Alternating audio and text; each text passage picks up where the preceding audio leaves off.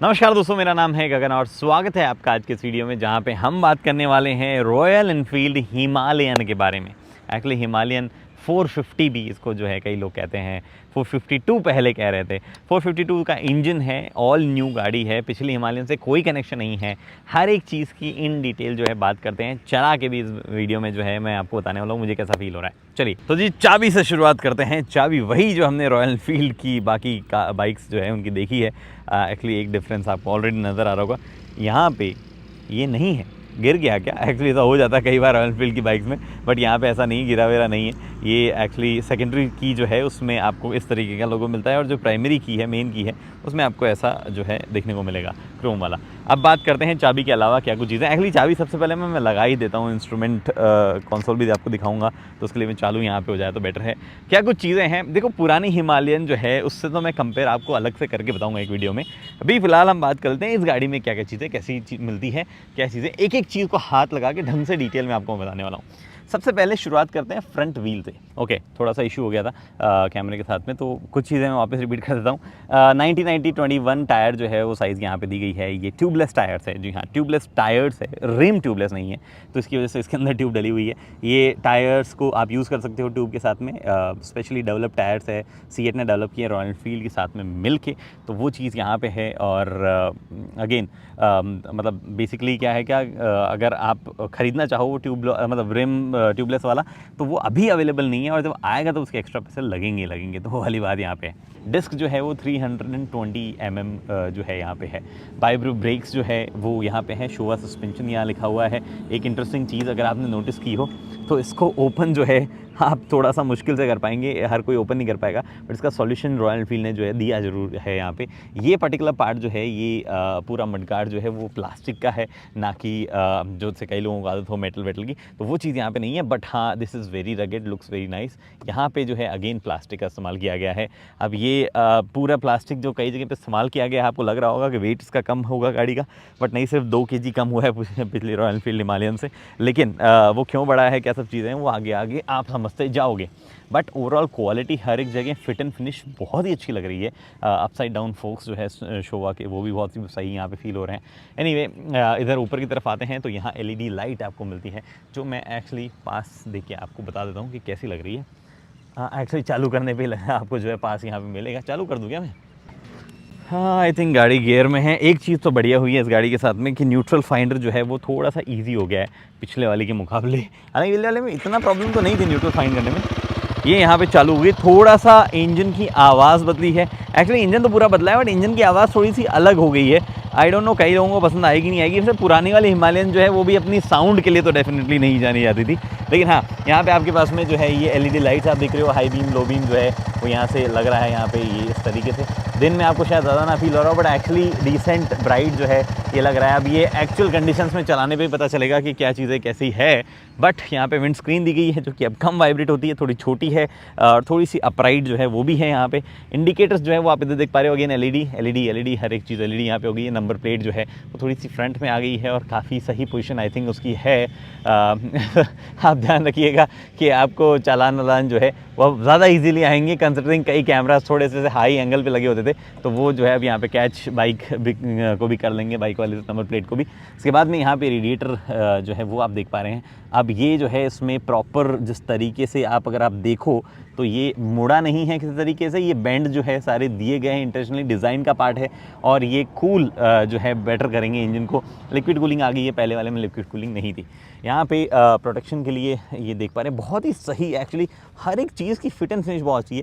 ये मेटल जो है यहाँ पे बहुत ही नीटली प्लास्टिक के साथ में जो है यहाँ पे क्लब कर दिया गया है, बट कहीं पे भी आपको ऐसा ऑड फील नहीं होता। जो मैट फिनिश है और जो प्लास्टिक है वो एकदम अच्छे से ढल जाता है एक दूसरे के साथ में। हाँ, थोड़ी सी रैटलिंग नॉइज़ जो है वो ओवर द टाइम इनकी वजह से आ सकती है। इनफैक्ट अभी करंटली जो कि एकदम ब्रांड न्यू बाइक है उसमें एक हल्की सी रैटल नॉइज़ कहीं से आ रही है, बट आई थिंक वो क्विकली जैसे ही आप आइडेंटिफाई करोगे कि कहाँ से आ रही है, उसको ट्रीट करना बहुत ही ईजी हो जाएगा। जैसे ये पार्ट भी जो है मेटल के ऊपर यहाँ पे प्लास्टिक चिपकाया जरूर गया है।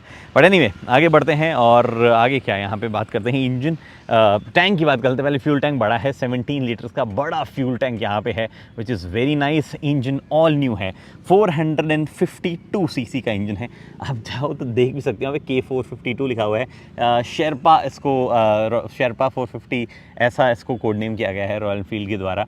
अब ये इंजन जो है ये एक्चुअली स्ट्रेस मेंबर है, पार्ट है शैसी का, और वही एक रीज़न है कि इस गाड़ी की ग्राउंड क्लियरेंस थोड़ी सी बड़ी है, क्योंकि अदरवाइज़ आप देखते थे फ्रेम जो है कुछ ऐसे जाती थी नीचे से, बट यहाँ पे आप फ्रेम जो है वो नहीं जा रही है। इंजन यहाँ पार्ट हो गया है उसका, और वो इंजन 2-3 जगह माउंट जो है वो किया गया, और वही पार्ट जो है ओवरऑल शैसी का बनता है, और उसी की वजह से गाड़ी की ग्राउंड क्लियरेंस वगैरह थोड़ी सी बेटर है। कितनी बेटर है? पिछली वाली से आई थिंक 20 mm बड़ी है। I am not really sure, ground clearance number मैं यहाँ पे लिख दूंगा, बट ग्राउंड क्लियरेंस देखने में ही बेटर लग जा रही है, तो आप समझ ही सकते हो उसको। उसके बाद में यहाँ पे अगेन यहाँ पे भी जो फिट एंड फिनिश है इंजन की ओवरऑल पेंट वगैरह की, वो भी बहुत ही शानदार लग रही है। कोई भी चीज़ ऐसा आउट ऑफ प्लेस नहीं है, ऐसा नहीं लग रहा कि बाद में कुछ है। जो ओवरऑल इस तरीके का इंजन की वेरियस कंपोनेंट्स है, इधर उधर पाइप्स वायर जो आ रहे हैं वो भी बहुत ही अच्छे नीट तरीके से जा रहे हैं। हाँ, कुछ कुछ और ज़रूर आपको लग सकते हैं बार बार निकले हुए ऐसे, बट कहीं पे भी ऐसा ऑड प्लेस नहीं है फिट एंड फिनिश के मामले में। ये बहुत ही अच्छी महंगी भारी बाइक्स जो है उनको एक्चुअली अब टक्कर देती हुई लग रही है।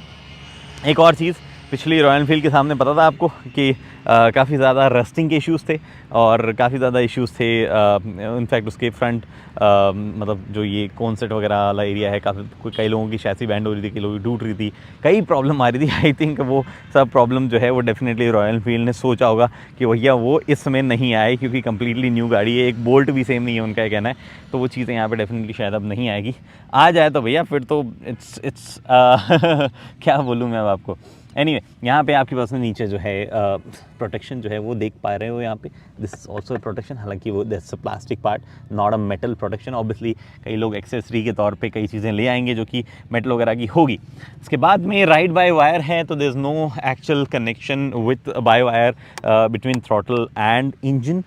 तो ये भी जो भी आप देख पा रहे हो ये this is part of obviously brake, but there is no connection as such with of throttle. मतलब मैं इंग्लिश क्यों बोलने लग गया, थ्रॉटल का कोई कनेक्शन जो है वो डायरेक्टली नहीं है इंजन के साथ में, बट हाँ ऑब्वियसली क्लच का कनेक्शन तो होगा ही, तो वो आप जो है यहाँ पे देख पा रहे हैं, क्लच ऑल द वे यहाँ पे आ रहा है। इसके बाद में कोई और चीज़, फुट पैक्स जो है उन पे भी थोड़ा सा गौर कर लेते हैं। सॉफ्ट से फुट पैक लग रहे हैं एक्चुअली। जब आप खड़े होंगे तो ज़रूर ये थोड़ा सा दब के आपको बेटर ग्रिप देंगे, but otherwise this is design ऐसे कि भैया थोड़े से वाइब्रेशन वगैरह जो है वो कम फील हो। इनफैक्ट अगर आप नोटिस करें तो डैम्पर जो है वो वाइब्रेशन रिड्यूस करने के लिए कई जगहों पे लगाया गया, और यहाँ पे भी वो जो है ही। और तो क्या चीज़ें हैं, बहुत ही सुंदर सा दिखने वाला यहाँ पे एग्जॉस्ट जो है वो भी है, एल्यूमिनियम फील हो रहा है ये, और काफ़ी सुंदर ये एक्चुअली लग रहा है। बाकी तो आई थिंक अगर आप नीचे देखो, कई लोगों को होता है कि क्या टच होगा पहले, तो that will be the main stand, जो कि टच यहाँ पे होने वाला है सबसे पहले, अदरवाइज और कोई चीज़ ऐसे लो हैंग हो नहीं रही है। रियर टायर्स के साथ में सिचुएशन जो है वो ये है कि अगेन ट्यूबलेस है, और आपके पास में ट्यूबलेस वाली रिम जो है वो करंटली नहीं है। ये वाले स्पोक्स जो है वो यहाँ लगे होते हैं यूजुअली, अगर आपने देखा होगा ट्यूबलेस वाले में, तो उसमें वो जब रिम जब आएगी तब आएगी। I think it should cost more than 20,000 दोनों आगे पीछे की, और उसके बाद में आप जो है ट्यूबलेस हो जाएगा मामला। अभी आपको ट्यूब डला के सेम टायर्स में काम चला सकते हो। अगेन सेम सीएट के डेवलप टायर जो है यहाँ पे है, जो कि मड प्लस नो रेटेड है। यहाँ देखो लिखा हुआ है tubeless on tube type rim fit with the tube, ठीक है। ओके 140 80 R17 ये है। ये वाला रियर वाला 270 mm का डिस्क यहाँ पे आपको देखने को मिलता है, जो कि पुरानी वाली 240 थी, अभी ये 270 हो गया, तो it's an upgrade of 30 mm। Front वाला जो है वो 320 है इसमें भी, उसमें शायद 300 था। और क्या चीज़ें हैं जो बतानी है, मोनोशॉक सस्पेंशन जो है वो आप देख पा रहे हैं। अगेन एडजस्टेबिलिटी जो है इस सस्पेंशन में आपको मिलती है। फ्रंट सस्पेंशन शोवा की ज़रूर है, पर एडजस्टेबिलिटी जो है वो उनमें नहीं है। और साथ ही में मेन चीज़ पे आते हैं, हाईलाइट टॉकिंग पॉइंट वो जो है वो ये स्क्रीन रही है। मल्टीपल फीचर्स के साथ में ये स्क्रीन आती है, मल्टीपल फीचर्स के साथ में, बट पूरी डिजिटल स्क्रीन है। और एडजस्टमेंट कैसे होते हैं, वेल स्विच गियर जो है वो यहाँ पे दिए गए उनसे होता है। स्विच गियर जो है उनकी क्वालिटी बहुत अच्छी है, हालांकि एडजस्टमेंट के लिए जो दिया गया है यहाँ पे अपने पास में जॉयस्टिक, थोड़ा सा मुझे लग रहा है ये थोड़ा सा प्रॉब्लमेटिक हो सकता है। जब आप ग्लव्स वव्स पहने हुए हो तो थोड़ा सा गड़बड़ी यहाँ हो सकती है, बट जब गाड़ी खड़ी रहती है तो you can actually adjust a lot of things. जैसे सबसे पहले अपीयरेंस जो है उसी की मैं बात करता हूँ, तो गोल्डन लाइन, बैकग्राउंड, ब्राइटनेस, क्या चीज़ें कैसी दिखनी है गोल्डन लाइन पे क्लिक करता हूँ, ओडोमीटर ट्रिप 1 ट्रिप 2 क्या दिखना चाहिए गोल्डन लाइन में। अभी आउटसाइड टेम्परेचर दिख रहा है यहाँ पे, तो वो जो है यहाँ पे आया हुआ है, इंडिकेटर मेरे से गलती से दब गया।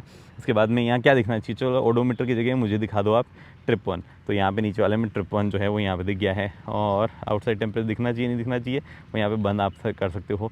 यहाँ पे आपको ट्रिप 2 दिखाना है। Actually odometer he I think सबसे बेस्ट चीज़ है, अनलेस कई लोग अपने हिसाब से कस्टमाइज़ करना चाहें तो वो डेफिनेटली यहाँ पे पॉसिबल हो ही जाता है।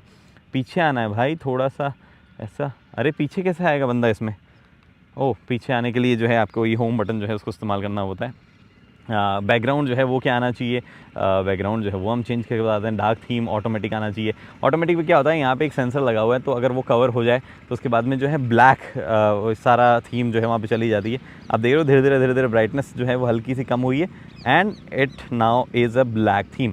बट जैसे ही आप छोड़ोगे या मतलब जैसे ही आप उजाले में जाओगे तो धीरे धीरे ब्राइटनेस बढ़ेगी पहले, फिर थीम जो है वो स्लोली चेंज होकर वाइट थीम हो जाएगी, जो कि करंटली यहाँ पे हो गई है जिस तरीके से आप देख पा रहे हो। इसके बाद में और क्या दिखाना था मुझे, और ये तो थीम एडजस्टमेंट यहाँ पे हो गया। ब्राइटनेस लेवल जो है वो आप एडजस्ट कर सकते हो। स्क्रीन टाइप जो है वो एनालॉग चाहिए, डिजिटल चाहिए। कई लोगों को डिजिटल देखने का मन होता है कि भैया मुझे तो पूरा डिजिटल वाला फील चाहिए, तो वो आप यहाँ पे ले सकते हो। ऑब्वियसली जब आप मैप से कनेक्टेड होंगे तो ये चीज़ें जो है वो चेंज हो जाएगी। स्क्रीन टाइप में करंटली वापस एनालॉग करता हूँ, मुझे एनालॉग पसंद है। तो अब जब आप मैप से कनेक्टेड हो गए तो गूगल मैप्स जो है उनके थ्रू यहाँ पे मैप आता है और बहुत ही ज़्यादा डिटेल है वो। ट्रिपर नेविगेशन से तो काफ़ी ज़्यादा बेटर ऑब्वियसली है ही। और क्या चीज़ थी, मुझे कुछ और दिखाना था आपको। स्क्रीन टाइप अपीरियंस में तो इतना ही था। ट्रिप प्रेफरेंस, कौन सा प्रेफरेंस वगैरह, माई व्हीकल ऑब्वियसली ट्रिप जो है वो आपको देखना हो। और हाँ एक और चीज़, फ्यूल रेंज वगैरह, ये क्या क्या दिखना चाहिए जब आप बाहर चीज़ें देख रहे हो तो वो आप यहाँ सेट कर सकते हो। System information, clock speed, distance, fuel consumption, temperature, इन सब की यूनिट्स वगैरह जो है वो आप यहाँ से चेक कर सकते हो। इन्फॉर्मेशन, फेवरेट्स, ये सब चीज़ें मैं हुई। अब जब आप होम पेज पे हो, कुछ भी और नहीं है, तो आपको यहाँ पे क्या इन्फॉर्मेशन चाहिए होती है वो जैसे मैंने बताया आप एडजस्ट कर सकते हो। वो क्विकली आपको अगर आपको टॉगल करनी हो तो हाँ एक्चुअली हाँ ये यहाँ पे इन्फॉर्मेशन हुई ट्रिप 1 ट्रिप 2, उसके बाद में फ्यूल रेंज, उसके बाद में फ्यूल कंजप्शन, रियल टाइम, यहाँ पे वोल्टेज, यहाँ पे सर्विस कब ड्यू है, यहाँ पे इंजन टेम्परेचर क्या है आपका, ये सब चीज़ें आप यहाँ पे देख सकते हो। एंड ये आप ऑन द गो भी देख सकते हो, उधर वाला menu obviously on the go आप नहीं देख सकते हो। इसके बाद में और क्या चीज़ें हैं, वेल न्यूट्रल, यहाँ पे डिजिटल स्पीड, यहाँ पे टैकोमीटर, ओडोमीटर और बाकी सब चीज़ें मैंने आपको बताई। ये फ्यूल गेज जो है वो भी यहाँ पे स्मार्टली दिया हुआ है। आई होप कि फ्यूल गेज जो है वो रॉयल एनफील्ड का इस बार ढंग से काम करे। मैं इस गाड़ी का प्रॉपर ढंग से रिव्यू बनाऊंगा, अच्छा खासा चला के 1000, 1200, 1500 किलोमीटर चला के अलग अलग टेरेन्स पे, तब मैं बात करूंगा इन सब चीज़ों की कि कैसी है जब आप इसके साथ में जीते हो कुछ दिन, तब क्या फील होती है। यहाँ पे एक USB Type-C दिया गया है आपको, जो कि अगेन कई मोबाइल डिवाइसेस फास्ट चार्ज करने में हेल्प करेगा। काफ़ी लोग अप्रिशिएट करेंगे। यहाँ पे भी क्वालिटी वगैरह, हैंडल बार वगैरह पे भी बहुत ही बढ़िया है। मिरर्स जो हैं वो भी थोड़े से स्लीक किए गए हैं, थोड़ा ईजिली रोटेट होते हैं और आई थिंक वाइब्रेट जो है वो भी कम होने चाहिए। अभी राइड करते हैं उसकी भी बात करेंगे। स्विच गियर की जैसे मैंने बताया क्वालिटी बहुत ही बढ़िया है। एक बार फिर से मैं गाड़ी चालू करके आपको साउंड सुना देता हूँ। नॉट रियली साउंड जो कि आपको बहुत ही ज़बरदस्त लगेगी, बट एक्चुअली एक इम्पॉर्टेंट चीज़ इस इंजन के साथ में हुई है वो ये कि इंजन अब जो है लॉन्ग स्ट्रोक नहीं रहा है, शॉर्ट स्ट्रोक हो गया है।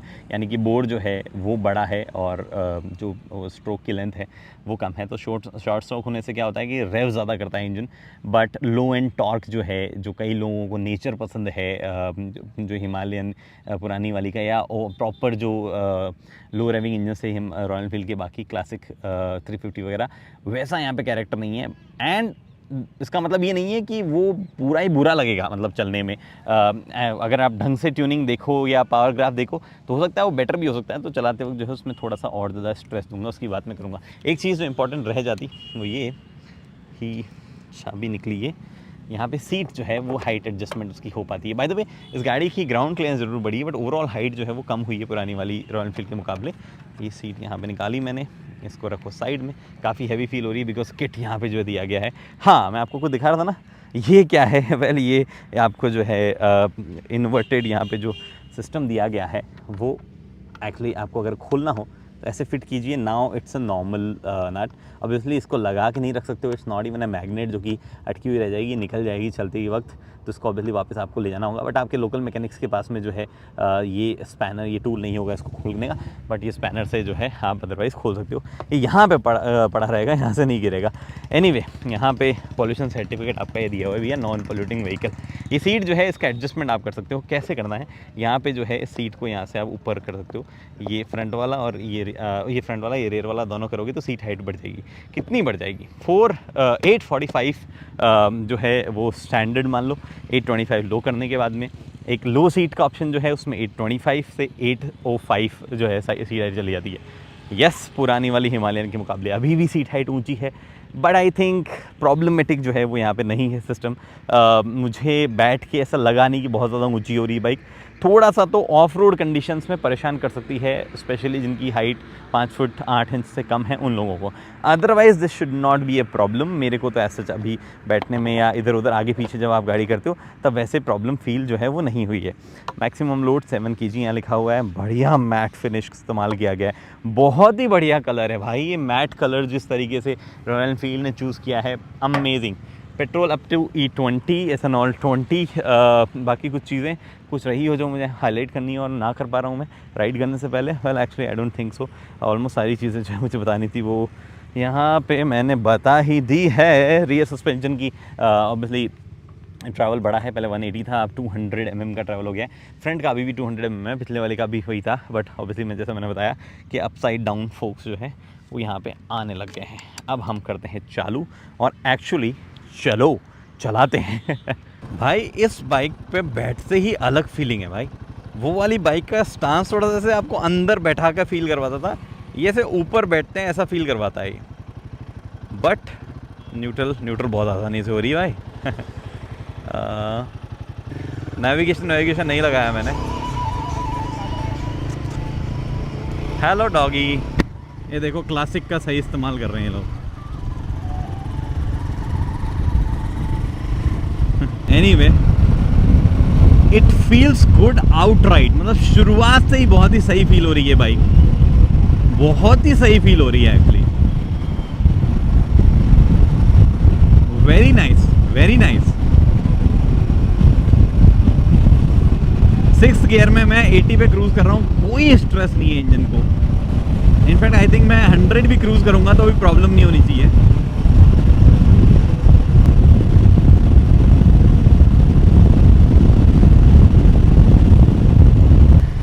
तो स्लिप एंड असिस्ट क्लच आता है, 6 स्पीड का गियर बॉक्स है, बहुत ही स्लीक गियर बॉक्स है, बहुत ही प्यार से गियर शिफ्ट्स होते हैं, मतलब कमाल। ओ नाइस इंजन भाई, क्या रेव करता है engine. Obviously low and torque जो है वो थोड़ा सा डिस्टर्ब हो गया है। मतलब आप स्टॉल कर सकते हो, शायद उसको स्टॉल करना कम होता था, इसको स्टॉल कर सकते हो अगर आप ढंग से पिक ना करो तो। But this is actually very good.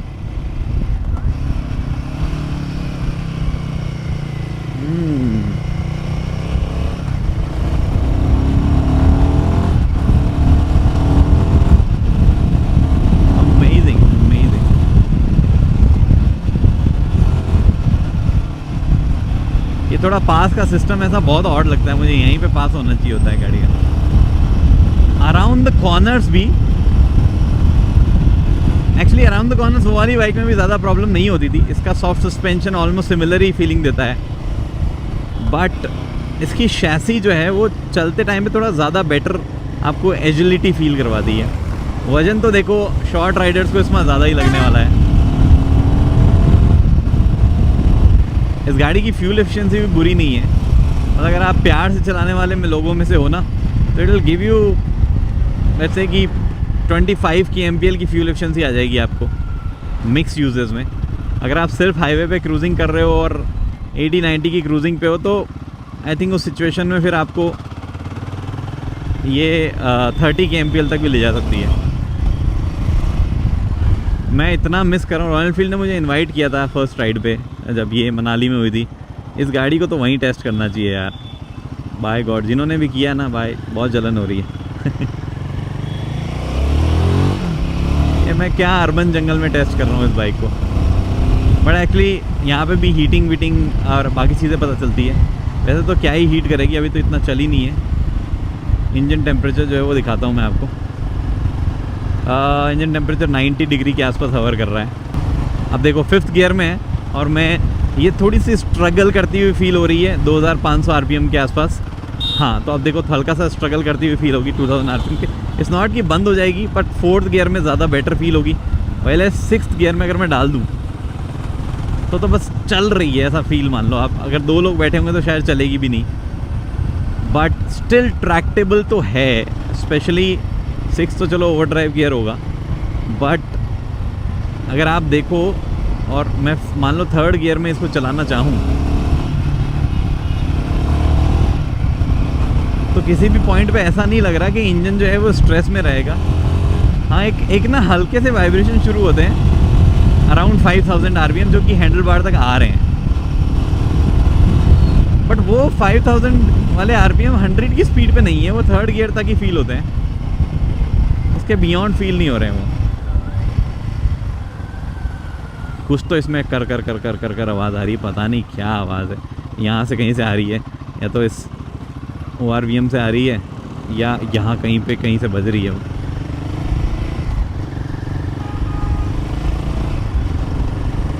ये नई वाली सेल्टॉस का बेस मॉडल है क्या ये? मतलब सेकंड बेस जो आता है, आई थिंक वो है। इतनी छोटी क्यों लग रही है? मैं ऊंचा बैठा हूँ इसलिए। ट्रैफिक से भैया को डर लग रहा है कि बड़ी बाइक टच कर देंगे, बट ऐसा नहीं है। वैसे तो मैं जानबूझकर ही लाया हूँ ऐसा घुमा के, ज़रूरत नहीं थी मुझे लाने की, जस्ट टू चेक। उतना प्रॉब्लमेटिक नहीं है मनोवर करना। एक्चुअली टर्निंग रेडियस ठीक है इस बाइक का, कंसिडरिंग काफ़ी घूम जा रहा है ना हैंडल बार, ठीक है। ऐसा फील होता है यार, वेट फील होता है इस गाड़ी में। इंजन हीट ऐसे ज़्यादा हुई नहीं है अभी, temperature is close to 100 degree, but ऐसा फील तो नहीं हो रही ज़्यादा। ओह, फाइनली मोड चेंज करने दे रहा है, पहले मोड चेंज नहीं करने दे रहा था। ये rear ABS of, economy mode, rear ABS of, performance mode में ABS ऑन। इसी मोड में थे हम, इसी में रहना है। एक्चुअली इकोनॉमी मोड में भी चला लेते हैं। ओह, अब नहीं करने दे रहा। इसका कोई तो नियम है यार, ये लोग बड़े गलत आते हैं सब। आज तो सारी गाड़ियाँ छोटी छोटी लग रही है बाइक पे बैठने के बाद। ही ग्रैंड विटारा भी छोटी लग रही है। बस सिटी में भी कंफर्टेबली चल रही है ये। हाँ, मतलब ये ना जब रुकी होती है ना तब वजन फील होता है इसका, अदरवाइज़ नहीं हो रहा है इसका। ये देखो अब मोड चेंज हो रहे हैं इसके, पहले नहीं हो रहे थे। इकोनॉमी मोड पे ट्राई करते हैं कि क्या कैसा फील होता है। Economy mode with ABS on, ठीक है। I don't know top speed change होगी या क्या, इकोनॉमी मोड में ओवरऑल क्या होगा। हल्का सा परफॉर्मेंस मेलो डाउन लग रहा है, बट आई फील कि थोड़ा सा ना इस वजह से आपको वाइब्रेशंस भी कम फील हो रहे हैं। मतलब वो स्मूथनेस ज़्यादा फील हो रही है, नॉट वाइब्रेशन कम, वाइब्रेशन तो ऑब्वियसली वैसे ही फील हो रहे होंगे, बट स्मूथनेस ज़्यादा फील हो रही है यहाँ पे इकोनॉमी मोड पे। पावर कम हुई है इकोनॉमी पे, ये तो पक्का फील हो रहा है। I don't know top speed में भी चेंज होगा या नहीं होगा। 150 kmph की टॉप स्पीड इसकी अभी है, मतलब मेन जो मोड है उसमें। बट ऐसा लग रहा है बस थ्रॉटल का इनपुट थोड़ा सा अलग तरीके से ले रही है। By the way, ride bye wire है वो मैं बताना भूल गया कि थ्रॉटल एकदम बहुत ही सही तरीके से जा रहा है। और इकोनॉमी मोड पे ऐसा मान लो थ्रॉटल जैसे पहले वाली हिमालयन जैसा सा फील हो रहा है, कुछ ऐसा सा फील कर लो आप हल्का सा। इसमें एक्चुअली मुझे तो इकोनॉमी में ज़्यादा कंफर्टेबल सा फील हो रहा है फॉर सम रीज़न। वैसे ऐसा कोई इंडिकेटर नहीं है यहाँ पे कि इकोनॉमी मोड पे या किस पे है, बट इट फील्स गुड। इस गाड़ी में 2-3 चीजें संशय रहेगी मेरे लिए। एक तो सीट का कंफर्ट कैसा है लॉन्ग राइड में, ये जानना रहेगा। एक ये हाईवे पे आप हल्के फुल्के जब टर्न्स वगैरह ले रहे हो हाई स्पीड पे बेसिकली, तो कैसा रहेगा। और एक्चुअल में पहाड़ चढ़ने पर, जैसे कुछ रियली हाई माउंटेन पासेस या स्टीप रोड जैसे मनाली से रोहतांग चढ़ो, तो वहाँ कैसी फील होगी, ये भी एक देखने वाली बात होगी इसमें। ऐसा ये पता है, वैसे अटेंशन ग्रैब नहीं करती है डायरेक्टली कि कोई अलग ही बाइक आ गई हो, ऐसा एकदम से फील नहीं आ पाता लोगों को कि कोई अलग बाइक आई है। हिमालयन के कैरेक्टरिस्टिक्स बरकरार है इसमें थोड़े थोड़े अभी भी। Nice nice nice.